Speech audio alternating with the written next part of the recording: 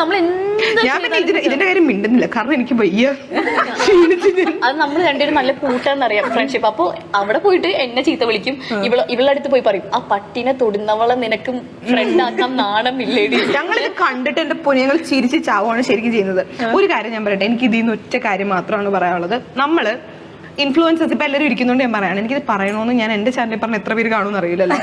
നമ്മള് എല്ലാ ഇൻഫ്ലുവൻസേഴ്സും ഇനിയിപ്പൊ ഇതിന്റെ ഈ ഒരു മീഡിയയിൽ നിൽക്കുന്ന എല്ലാ ഗേൾസ് ആയാലും ബോയ്സ് ആയാലും നമ്മളെല്ലാവരും മനുഷ്യന്മാരാണ്, നമുക്ക് ഫീലിങ്സ് ഉണ്ട്.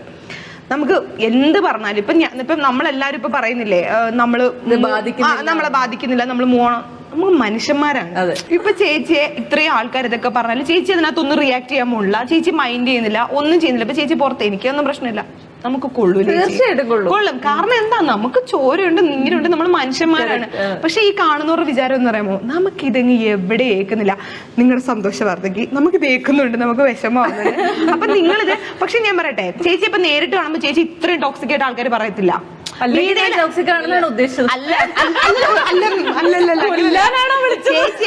ചേച്ചി നേരിട്ട് കാണുമ്പോ എന്താണ് വീണ നീ ഇത്ര അങ്ങനെ ഇങ്ങനെ മറ്റേത് മറിച്ച് പറയുന്നതിനൊരു പരിധിയാണ്.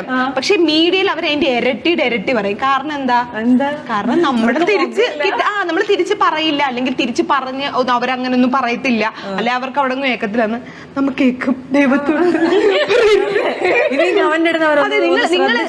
നിങ്ങൾ ഭയങ്കര ഇതിപ്പോ ഞാൻ പറഞ്ഞുകൊണ്ടൊന്നും എല്ലാരും നന്നാവാനോ എടുക്കാനോ ഒന്നും പോകുന്നില്ല.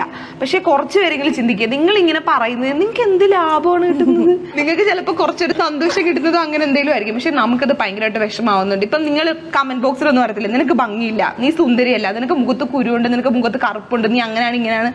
ഇതൊക്കെ പറയുന്ന നിങ്ങളാണ് ശരിക്കും വിരൂപ, മനസ്സുകൊണ്ട് വിരൂപ. നമ്മളല്ല ഈ പറയുന്ന നിങ്ങൾക്ക് ഇതിൽ നിന്ന് കിട്ടുന്ന ആനന്ദം അവർക്കത് നൊന്തു എന്ന് എനിക്ക് വരത്തില്ല. ചേച്ചി നിങ്ങൾക്ക് പറ്റും ഒരാളെ മുഖത്ത് നോക്കിയിട്ട് ഇത്രയും പറഞ്ഞ അവര് നോവുന്ന കണ്ട് സന്തോഷിക്കാൻ പറ്റില്ല. അപ്പൊ ചേച്ചി വിരൂപയാണോ?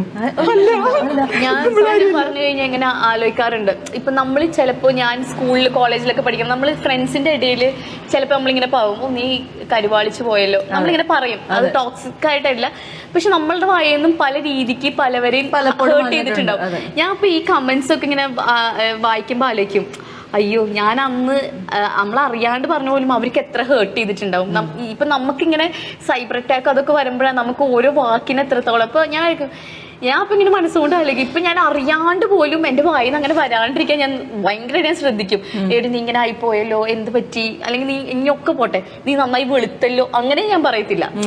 ഓക്കെ, എനിക്കത് ഇങ്ങോട്ട് കിട്ടിയപ്പോ മനസ്സിലായി. അപ്പൊ നമ്മൾ ഒരിക്കൽ പോലും നമുക്കത് തിരിച്ചിങ്ങോട്ട് കിട്ടി തുടങ്ങുമ്പോഴേ നമുക്ക് മനസ്സിലാവുള്ളൂ